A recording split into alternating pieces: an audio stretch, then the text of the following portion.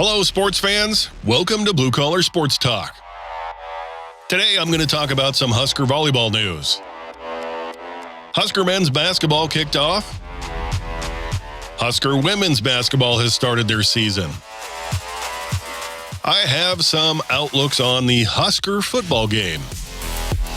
I'll take a look at some NCAA stuff. And then I'll turn my attention to the NFL. And now, here's the show. All right, everybody, welcome to Blue Collar Sports Talk. How about a little Wednesday action coming at you? Daryl in your ear, and I'm going to kick it right into Husker volleyball news. Nebraska received 2 more Big Ten honors this week. Starting of the week, Merritt Beeson was given Big Ten Player of the Week. True freshman Bergen Riley was named Big Ten Setter of the Week. This is Beeson's 4th time as Big Ten Player of the Week. And this is the 4th time Bergen Riley has been named Setter of the Week for the Big Ten. Huge accomplishments and huge awards for both of you two. Congratulations. And now the next 3 matches will be at the Bob Devaney. The Husker volleyball team takes on Northwestern tonight. Now, if you get a chance to go, this will be part of a military appreciation night. And if you can't go, I know those tickets are crazy tough to get a hold of. The match will be on Big Ten Plus, and it will also be on Nebraska Public Media. I love it when Nebraska Public Media also does these games. The Huskers stay at home for their next 3. So yes, tonight, Northwestern. Illinois is on Sunday. And this will also be on Nebraska Public Media. Again, I can't stress this enough. I love it when we get Nebraska Public Media to put these games on. And then November 17th, we take on Michigan. And I'm sure everyone is looking ahead and circling November, Friday, the 24th on their calendar for a trip to Wisconsin for a rematch with the Badgers. That will be a definite barn burner, a showdown of the ages. Unless something crazy happens, it'll be another rematch of 1 versus 2. The last time this happened, Nebraska was 2. They came in, or I should say the Badgers came in and were beaten in Lincoln. So now Lincoln goes on the road as the number 1, and we'll see what happens. Again, Northwestern on tonight, Nebraska Public Media, and then Sunday we have Illinois. That is also on Nebraska Public Media. More information on that, you can always check out Huskers.com. Other Husker news, if you're a basketball fan, the men's team kicked off their season Monday night with a win against powerhouse Lindenwood. They won 84-52. Next up for the men, we have the Florida A&M Rattlers. Those tickets are available through Huskers.com, or you can stream that on Big Ten Plus. So if you're looking for something to do, Florida A&M Rattlers come to town to take on the Husker men's basketball team. The Husker ladies have also started their season. They won at home as well. They took on Northwestern State. They almost got to 100. It was 90-42. Now, this Friday, the Lady Huskers will be on the road, and they're traveling to Wyoming. They will take on the Wyoming Cowgirls. You have to have Mountain West Network if you want to watch that one, or you can listen live through Huskers.com. Now I'm going to switch gears, and I've got nothing but questions for just about everything else that I'm going to talk about today. Seriously, I have a lot of questions. I have so many questions. Give me a second. I need to take a drink of water. Okay. First question. This is a big question. Can the Husker football team get enough wins to be bowl eligible? And standing in their way this Saturday is Maryland. Maryland is coming to town 5-4. That is the same record as the Huskers. Our pass defense could and will have its hands full with Maryland's QB, Tunga Vailoa. But our defense isn't, to me, our defense isn't the issue. It's some other issues.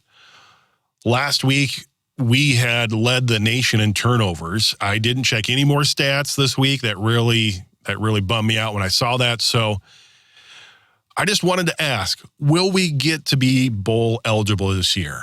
Our kids have played their hearts out for Matt Rule, and our defense is going to have their hands full. Tunga Vailoa has 21 TDs on the year and only 7 interceptions. I want you to compare that to Harburg. 7 TDs, 6 interceptions. Yes, I know you're going to say, but Harburg runs. Sure, Harburg runs a lot. He is our leading rusher.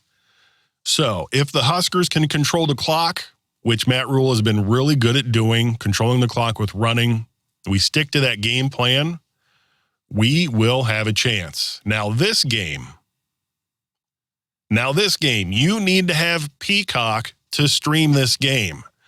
I want you to make note of that. You have to have Peacock to stream this game. And I want you to make note of this because as TV rights were basically the downfall of the Pac-12 this year. TV rights were basically the downfall. Yeah, it was all about money. I know that, but that money comes from TV rights. I now have more questions. I have more questions than I have answers. And I'm sure you have all the answers. And I'm okay with that. I have more questions. What would this year's college football playoff look like with 12 teams instead of 4? Some will say it doesn't matter till next year. That is true. But I don't know. Teams, 13 through 15? I'm sure they will be the ones crying and complaining when the selection process has made its decision for next year. Much like teams 5 through 6 or 7 or 8 or maybe 9, or even further on down if they're undefeated, will be crying and complaining for this year's selection. Now this year, Washington is on the outside looking in. They will take on the Oregon State Beavers on Saturday. Now, this is on ABC at 6:30. The 7-2 Beavers put up a fight. Yeah, they can put up a fight. They're really good this year. They're 7-2.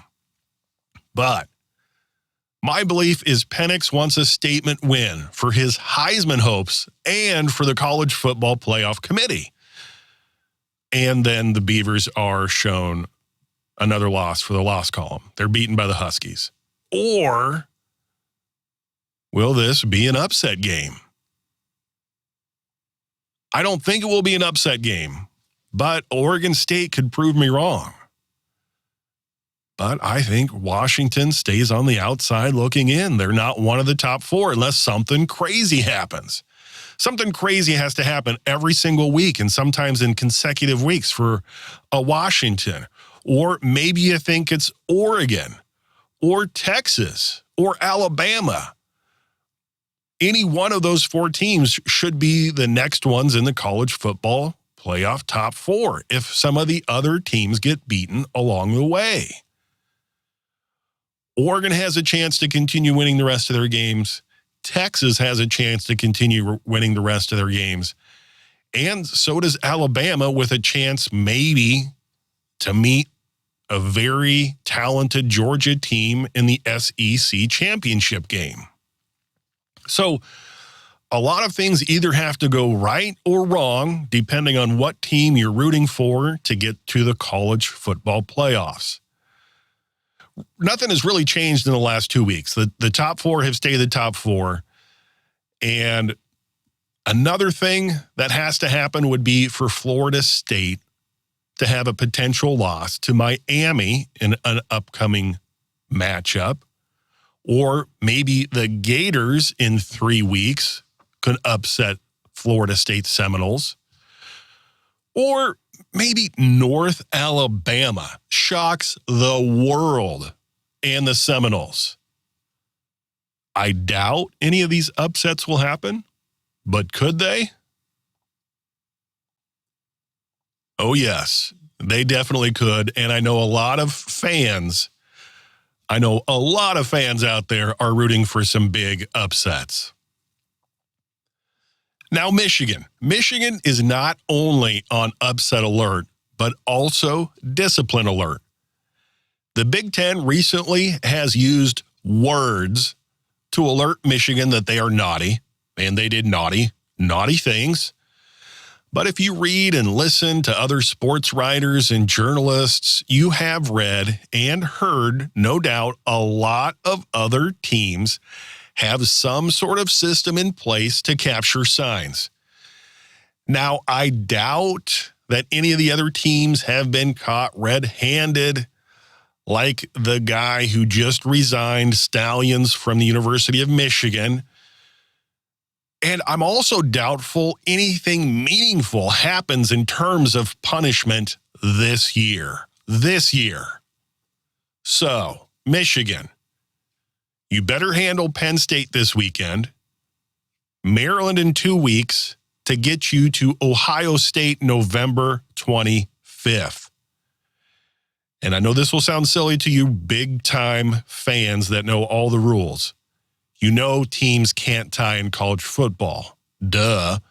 So that November 25th game will give them, one of them, a loss. Yes, I have another question. Does that one loss matter to the College Football Playoff Committee? Okay. I didn't think it would. Or maybe it will. Now, although Georgia is the number one team in both the AP poll and the coaches poll, they are number 2 in the college football playoff poll. If you look ahead at the schedule, this upcoming weekend, Ole Miss at home.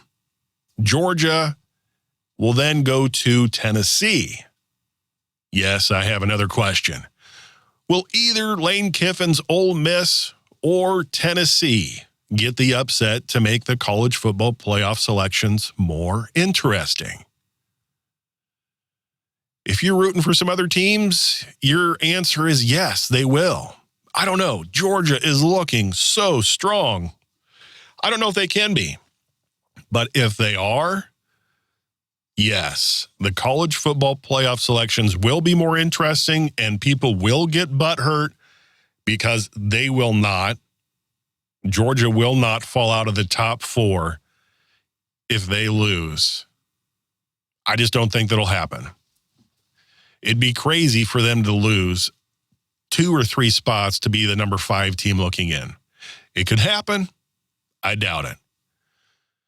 Now, Ohio State. Ohio State has Michigan State this weekend, then Minnesota next week. Before that road trip to Michigan, November 25th. Circle that on your calendar, November 25th. As long as Ohio State and Michigan remain undefeated, that is a huge matchup. That can really set up who is going to play each other in the college football playoffs. All right, my question for this, the question is, how much do they win by? And what happens to Michigan between now and November 25th because they're naughty. Yeah, I don't think anything happens to Michigan until next year. I don't. But rumor has it, Big Ten's looking at stuff. People have said maybe Harbaugh gets another suspension. Who cares? Big whoop. That team is so talented. I really don't think it matters. And if they have done all of the sign stealing, they still have all that data. They still have all that analysis. They will still know what is going to be run. And even if they don't, their defense is really talented. Their offense is really talented. The rest of the coaching staff is really talented. So I personally think Ohio State and Michigan stay undefeated between now and November 25th. I am rooting for the other teams to knock them off, especially Michigan, but I doubt it happens. Okay. Now I have questions about the NFL. I want you to think about times in the past, specifically about the Detroit Lions. When was the last time the Detroit Lions started 6-2? You might be shocked and amazed to learn that they have done it 12 times, and most recently in 2014 and 2011. Now, both years, they lost later in the playoffs in the opening round of the wild card games. I hope they have a better year this year if they get to the wild card or beyond. But they have to get past the Chargers. This Sunday, they go on the road to sunny California to take on the Chargers. And early lines have the Lions favored by that rare 2.5-point field goal. Yeah, I know, stupid joke. They're 3 points. But the line is at 2.5. Now, the Lions have battled and won versus the Packers and the Bucs on the road. But they have lost to the strong, surging Ravens. Now, this should be a fun battle between two gunslinger-type QBs with similar stats.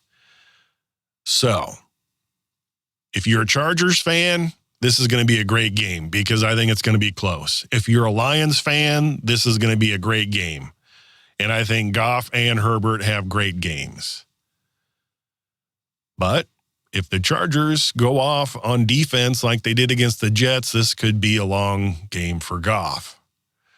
I feel, though, that the Detroit Lions' offensive line is a little bit better than the Jets. Now, I had to mention the Raiders as they seem to come alive after Josh Daniels was fired, along with a few other people. The Raiders are at home against the Jets for the late Sunday game. Now, I just mentioned that game that the Jets had against the Chargers, and if the Raiders watched tape on that Chargers 8-sack demolition game versus the Jets, then the Raiders come out on top. My question for this game, will Garoppolo, or Carapolo, however you view him, if you're not a Raiders fan or if you're not a Garoppolo fan, will he throw an INT? He has 9 interceptions on the season compared to 7 touchdowns. I actually think this guy is good, but he really does some interesting stuff in the heat of the moment. I mean, going all the way back to San Francisco, and I put a lot of the blame on some of those losses when he was in San Francisco for just some really questionable decisions as quarterback. So, that being said, I think the Lions,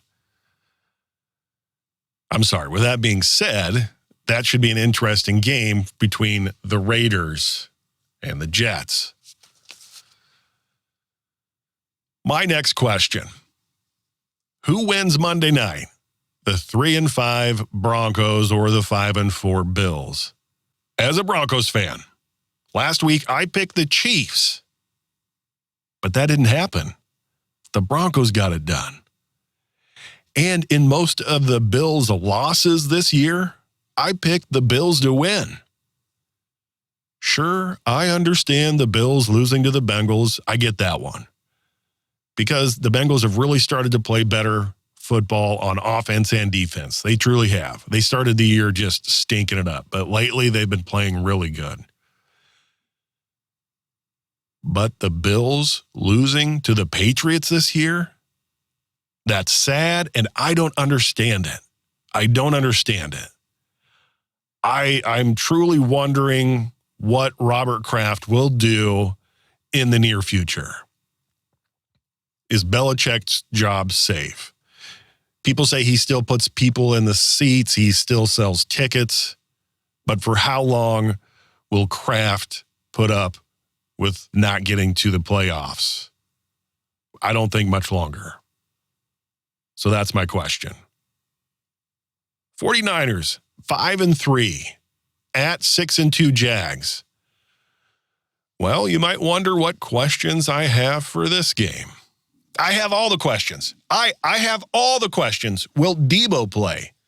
Will Christian McCaffrey re-injure something? Will he get a new injury? Will Brock Purdy of last year show up for this game and just blow them out and do amazing things? Will the 49ers defense start playing better? Will the 49ers lose 4 straight? Okay, I say no. But I said they would win their last 3. All right, and one Jags question. Will the Jaguars continue to win? Will the Jaguars continue to win? Last questions. The Vikings. Will Josh Dobbs make contract time interesting for Kirk Cousins if he continues to gel with the Vikings and win ball games? Now, the Vikings were underdogs last week on the road versus Atlanta and won. That was a very close game. I didn't get to see any of it. I just looked at the stats, but a very close game. The Vikings were underdogs and beat Atlanta. Now the Vikings are underdogs at home versus the Saints. They're up against a very talented Derek Carr, QB of the Saints. Atlanta didn't have a quarterback that is like Derek Carr. But the Vikings, they are finding a way to get it done. So my question again, will Dobbs continue to win? Well, I hope I have given your answers plenty of questions. Thanks for listening to this solo edition of Blue Collar Sports Talk coming to you on a Wednesday. Enjoy your day and go watch some sports.